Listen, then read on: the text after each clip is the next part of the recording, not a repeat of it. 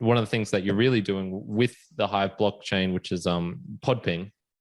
And if you've listened to Mere Mortals before, you'd have heard me casually mention it offhand, but just my sort of understanding of what PodPing is, it's well, the annoying thing is you keep doing new things with it, so it's it's morphing. But like it was originally a way of like a notification system, essentially. That's what it is, actually. Yeah, it's a global message bus, a global notification system. This is something really interesting that's never existed on the internet. The sort of the idea that you can do at everyone and send a message out that anyone who's interested can see it. Now, Twitter has become that to a certain extent. But the problem with Twitter is, as my friend, he was banned from Facebook, he was also banned from Twitter. The problem with Twitter or Facebook or any of these systems, whereas you can communicate to billions of people, you do not own or control your account, so you can be cut off. And the corollary is you need some infrastructure to carry a message. If you want to do, it's like the emergency broadcast system that the Americans have, and most countries, Israel's got it. We have text messages on our phones, but more important than that, we have a wailing siren that just goes, and it's real.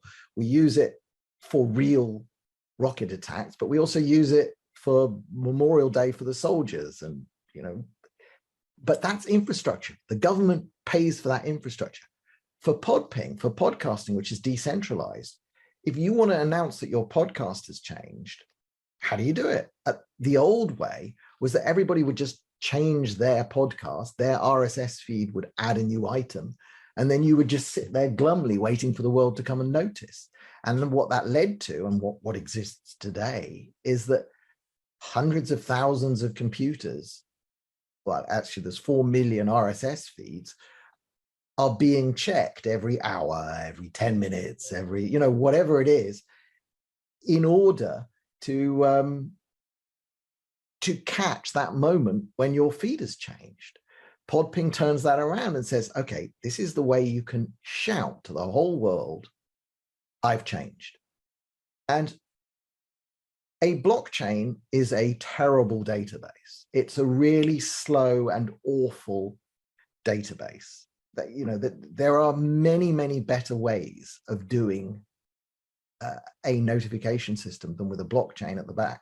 But all of those better ways involve somebody paying for the computer, somebody paying for the infrastructure that holds the message that where everyone can look and say, I've updated. And Dave Jones was all set to build that as part of Podcast Index. And we trust Dave Jones and we trust Podcast Index. And we know that they're not into censorship or anything like that. But they were going to have to pay for it in perpetuity. And every time I look at a system where I always try and delve in, who's paying for the server? Because if it's Facebook, okay, I know where they get their money. I understand the economic model. I either agree with it and I want them to rate my personal information and sell it to the highest bidder, or I don't. That's the choice, but it's a conscious choice I make. If somebody wants to run, I will not trust anybody who says for charity, I'm going to run a global notification system for 4 million podcasts, which might contain neo-Nazi content or misinformation about COVID. And I promise I'll never block the notifications from NazisReus.rss. I won't trust anybody who says that they're going to be that altruistic for the rest of time.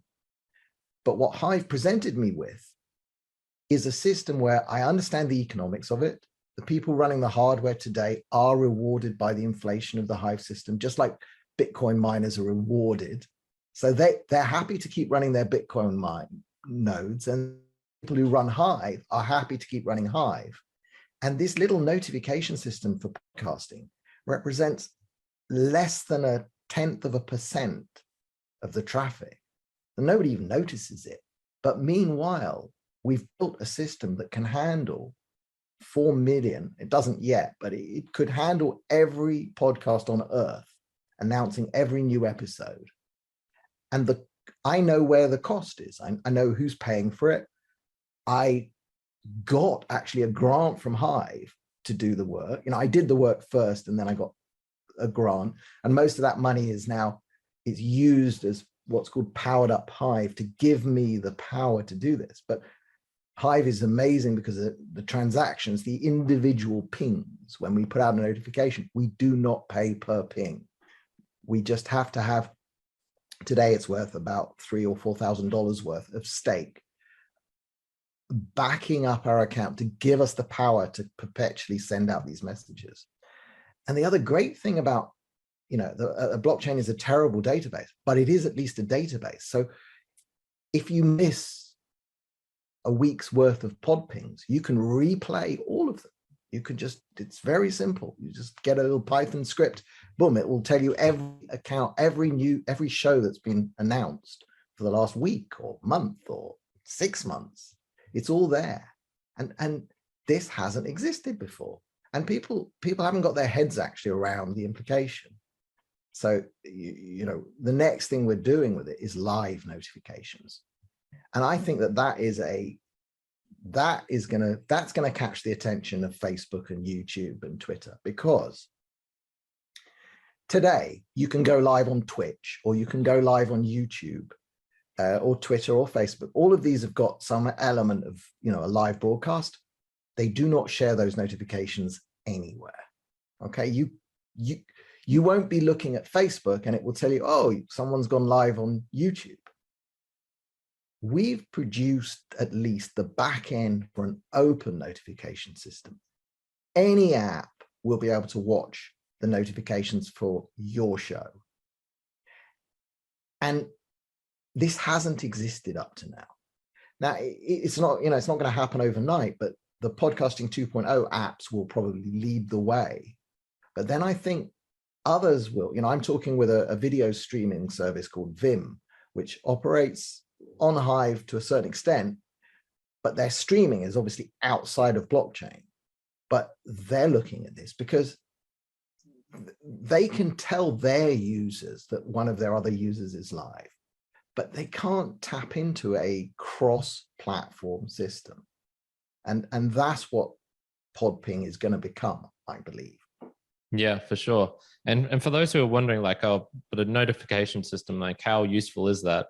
Like, the analogy I sort of think is, imagine every time, instead of using your email where your email gets things coming into it, imagine every time you had to go out and physically be like, oh, did my friend Juan send me any emails this last week or yesterday? Yeah. Juan is on Google. I'll check Google for incoming mail. Oh, John is on another system. I'll have to check John's email system and pull his email in. Yeah, that's the thing is, email was a global message bus, and we achieved decentralized email before anyone realized. It's like, except that, like all these other things, Gmail has captured a vast amount of the email space. And what was once a fully decentralized protocol is no longer.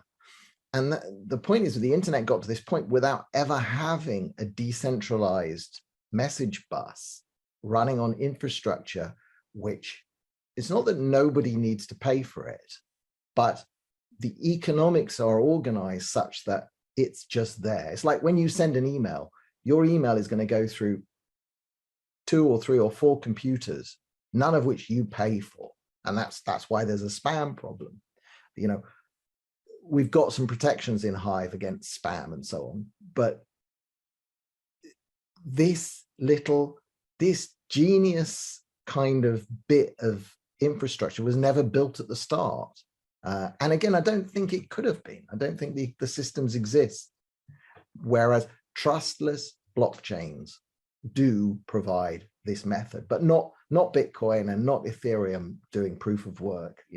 Those systems will never do this. That's why I think is it's unique in the way it works and the way it is owned by nobody and everybody. I own enough of Hive to allow me and podcasting to do this. And anybody else can come along and put their pings on PodPing they might have to buy $100 worth of Hive or $50 worth of Hive, but that'll be enough for them in perpetuity.